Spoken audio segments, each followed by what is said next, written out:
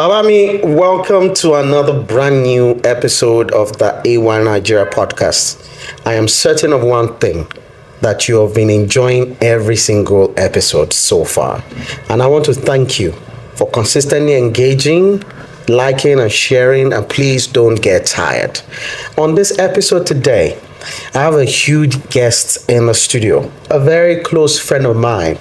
A lot of people probably don't know how close we are, but also a very stubborn political commentator.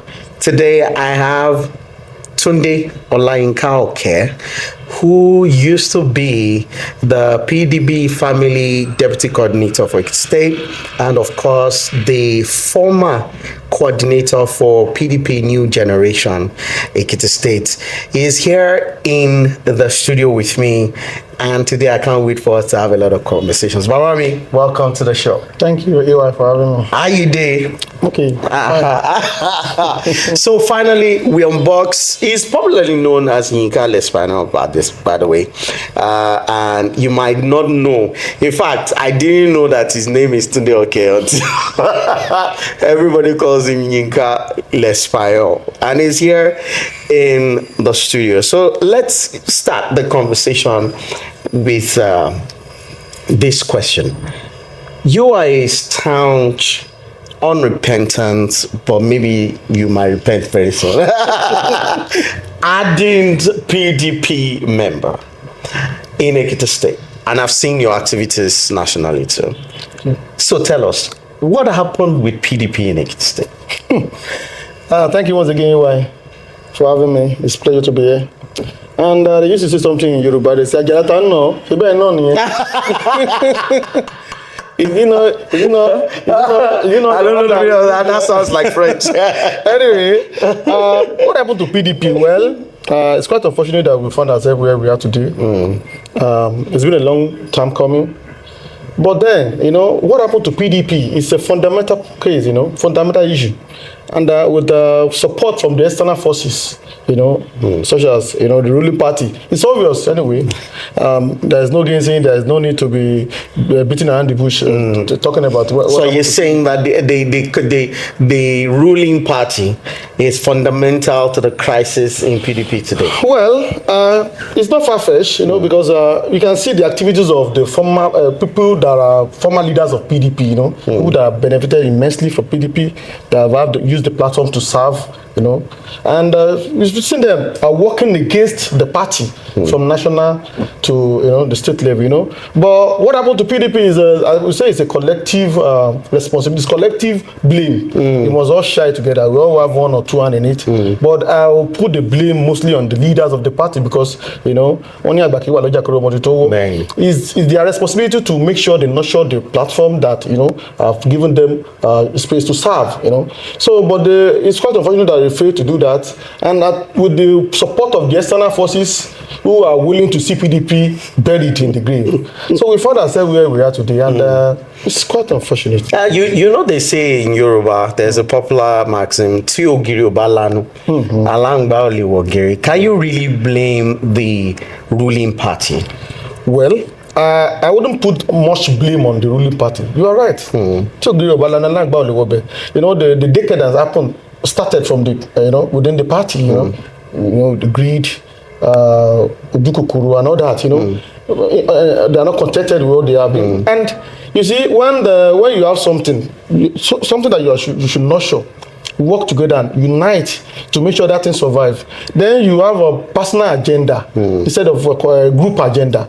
Then that is what happened. PDP, we are a very strong party in Ekiti State. We've governed the state on maybe 3 occasions, and then PDP is still a PDP state. I keep saying it. So in one way, that particular point is debatable. To say that PDP is a strong party in Ekiti State, yes. Looking at the statistics from previous elections, how PDP fared, would you still remain, and would you still stand on the point that PDP is a strong party in Ekiti State? What I meant when I said that was... What do you mean? The people that are making... A lot of people that are making headways in the APC now, they are from the PDP. People like who? I don't want to mention them, but we have a whole lot of PDP decampees that are now holding juicy position in the APC. Even people that are not directly the camp self, they are still on, they are still holding a significant position in the APC. So when I say PDP, Ekiti State is PDP state, but what happened in the previous elections, name it 2022, PDP was divided. We had the divided after the primary. We had the divided house, which part of us came second in the election. The main PDP came third. You see?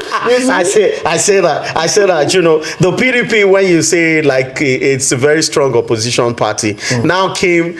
A part of you came third, a part of you came second. So which one was the majority part? What position did the majority part take? Third or second? they took the second. With what party? With SDP.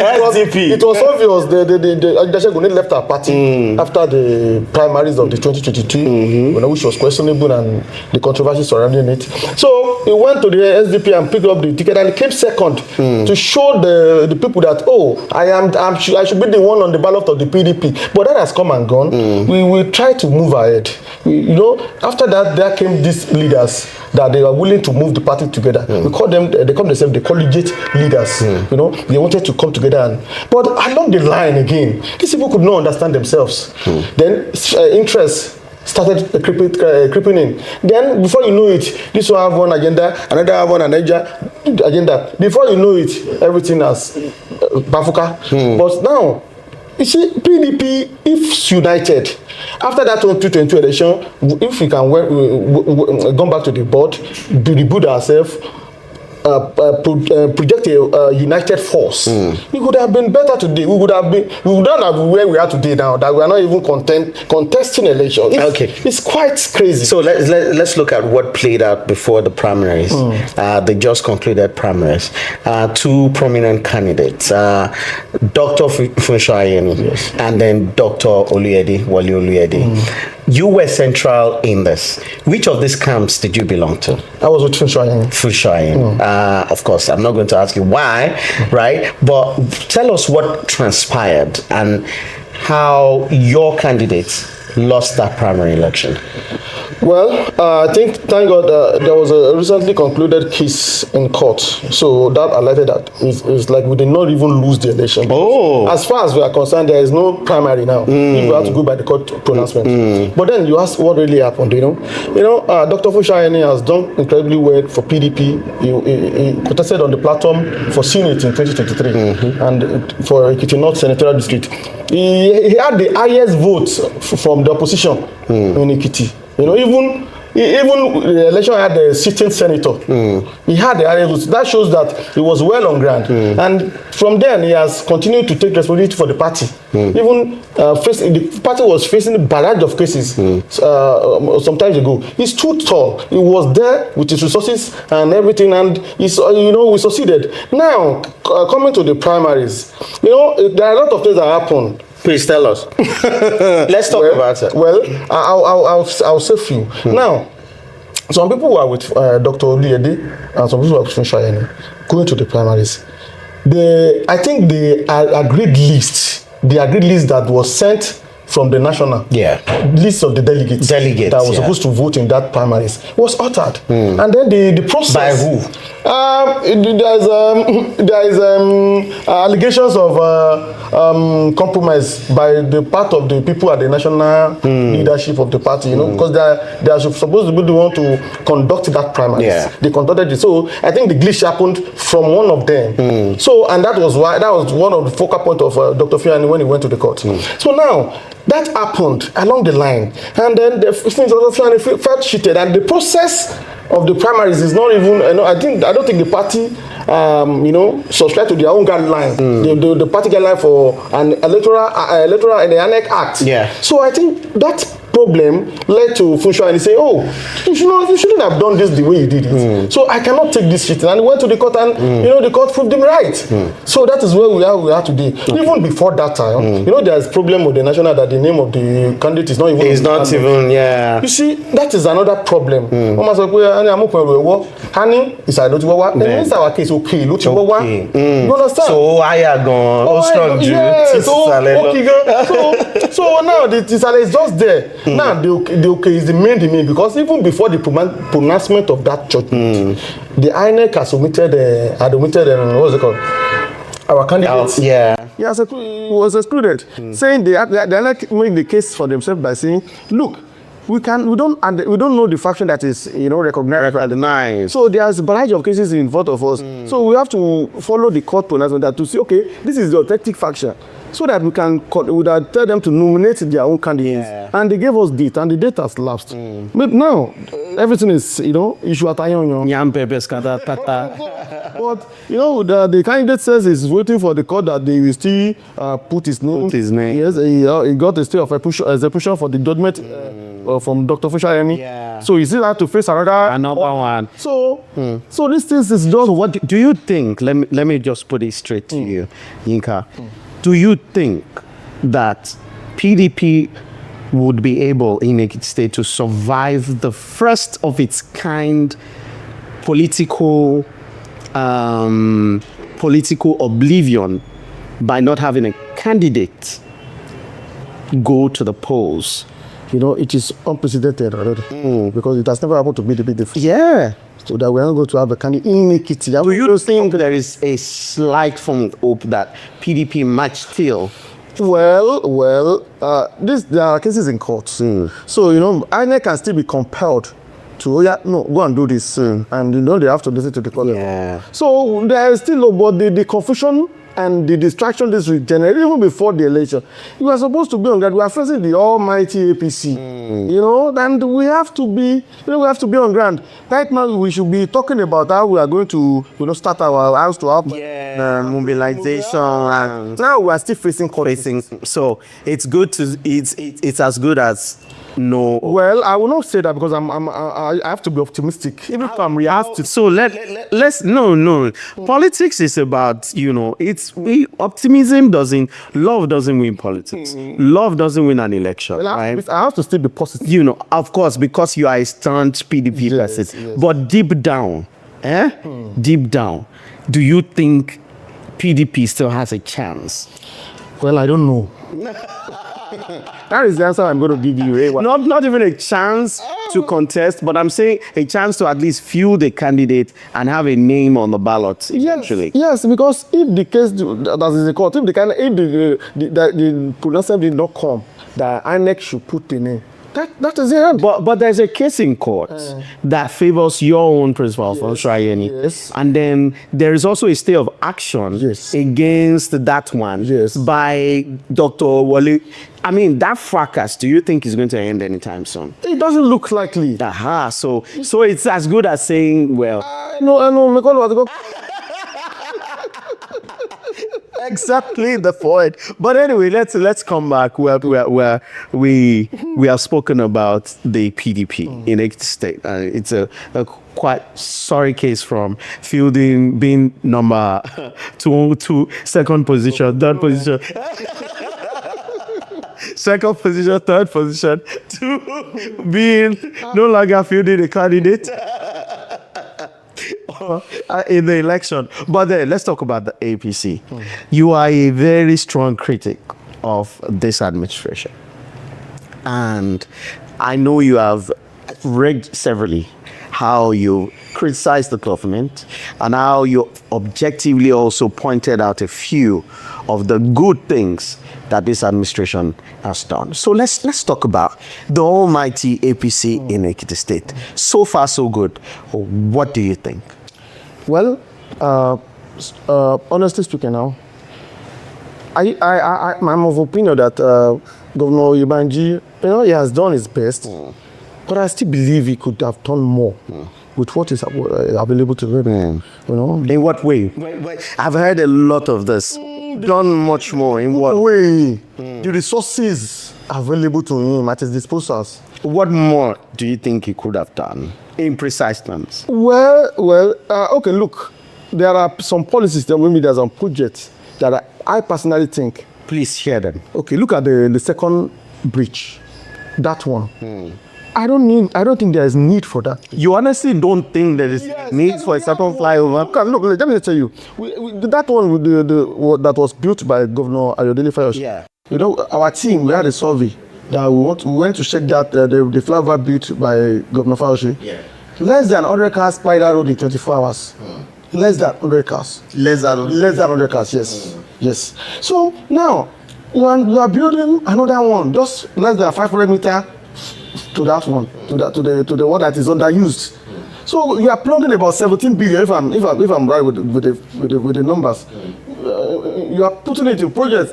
There are so many roads in Ayo-Akande that link roads. Look at the Oshodi to Afegabadola and Waro, Wonder City. there's a ring road already done. Yes. Yeah. Yes, ring road. And that's the first phase. Kudos, but the ring road, you know, is a single road now. It's not a single. It's a single road. It's a one road. It's a dual carriageway. Is it dual? It's dual. It's dual. Are you serious? You can now say it's okay. So Yinka, have you plunged that road? I think I did when they were building it, so I haven't.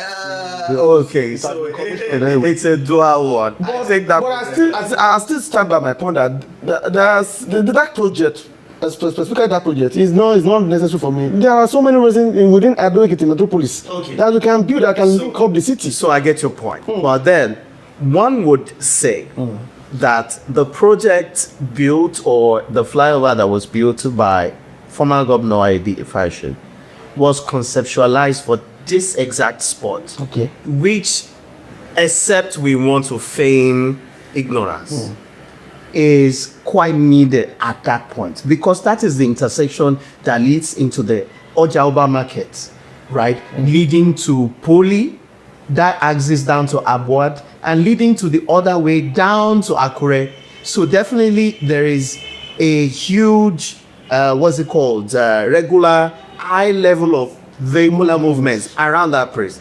And so a lot of people have argued that that project was diverted to that point for whatever reason, left to Governor Ayo-Akande. That's left to him. But that you cannot now say, because that project has been instituted by the former governor from your party, I know you're still going there. that it should not also now be instituted in the right position by the sitting governor. There are fine, we made a point, but there are alternative routes in that place you mentioned. You know, from if you are coming from Okela, Yes. you can pass through that there's a tiny road there. Yeah. You fix properly, yes. So there are roads inside the Guru, inside the Wu, that you can pass too. If you are not going to, if you are not using the main Rajabo. So there are so many alternatives in that place. But the governor keeps fixing roads. I I remember when the administration started, I saw a lot of your posts about patching roads. yes. Right? Yes. And he's been fixing roads. Is it fixing or passion? I think only to me, the government is just here doing the surface by doing. So you believe the governor is... Well, the governor has done his best, but to me, much was expected from him. Because the hype, his own base, he knows where the issue is pushing us. He knows if you are hungry, if you are not eating last night. He knows everything. So so when it was coming, a lot was expected, but what we've seen so far is to me, it's under par. Okay. By your expectations. Yes. Okay, so while we're talking about expectations and on the current administration, let's also look at now that PDP is no longer, doesn't seem, let's not, we never can tell, never say never. Things in politics, right? Just like football. But it doesn't seem that the PDP is going to be fielding candidates during the election, right? What would you say? Do you think there is another opposition apart from PDP which seems decimated at the moment? Do you think make it stopped? Well, there is ADC and there are other mushroom parties. Okay, so why do you need to?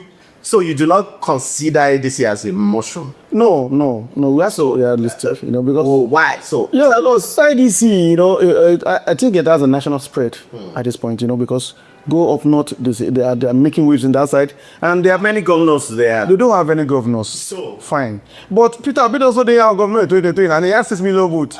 What we are going through right now in Nigeria is not about governor or no governor now. The people are tired of the party at the center. People are complaining. We are both in it. So, but the ADC now in the Southwest, I think they have not really, added onto the momentum they had when they first started the whole thing. But at least now they are like the third force now. So you do believe there is a third force? Yes, there is. But In Ekiti State, is there a third force or an opposition? Because PDP appears to be decimated. yes, look appear to be dismissed. That's the right one. But anything can still happen. We still have what I call it, lifelong at time, tiny, beautiful. Yes. So you see, but as it is today now, we have.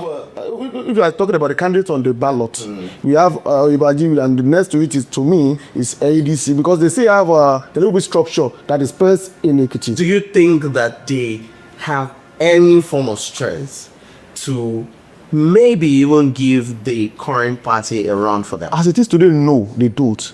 They don't. But if push comes to shows, maybe PDP failed, maybe whatever happened to them with this on their ongoing brouhaha. Well, maybe they can team up now, because there is alternative right now. I'm going to tell you. There's an alternative. So ADC appears to be an Alternative, but I don't think with the way they are considered right now, they could muster anything against the almighty APC. I keep calling it almighty. Why everything, the way they do their thing, now. Okay, so looks like you're interested, that you are abreast a lot about the activities of the APC, for you to attack the almighty. When are you moving to the APC? Well, APC as a party, the people, are people first. I'm always Ekiti first before any other party, because without Ekiti, there will be no party. Of course. So I'm always particular about something, about my conviction. APC has, they've done their thing. They've been able to play their game. They've put off the problem, because I can't tell. What kind of problems? And we are facing that. Okay. But joining the APC at this time, to me, it's still like, why am I going there now?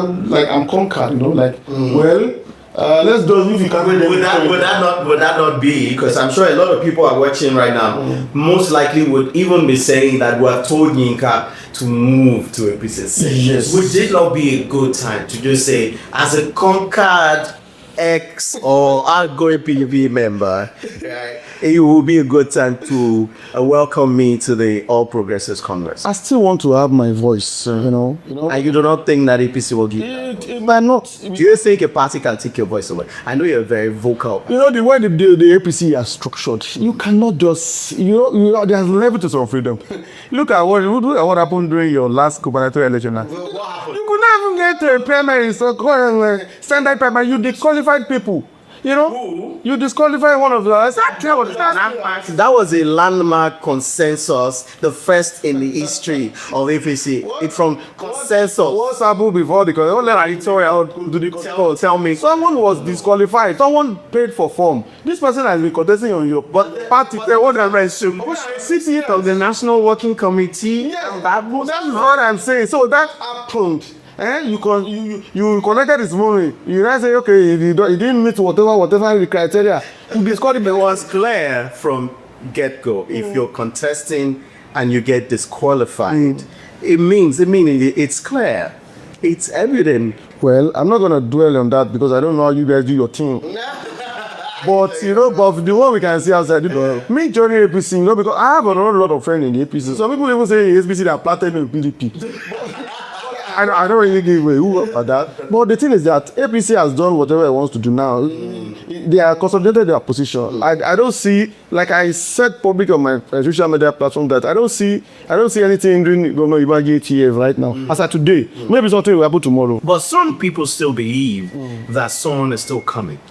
From where? A lot of people still believe that someone. I don't. We are photo of me only. I don't know. I mean, before the recording started, there was this video trending from, who, those two, talking about someone's name is not on the ballot, is a placeholder, someone is still coming. Do you think this makes any sense? In fact, I don't know how to put this because I posted on my social media Facebook page the other day that how can we be this gullible? You are 14 of those for crying out loud. You have seen the whole thing. Okay, this was happening 2, 3, 4 months ago. I said okay, but now look at the event. Look at how it was going.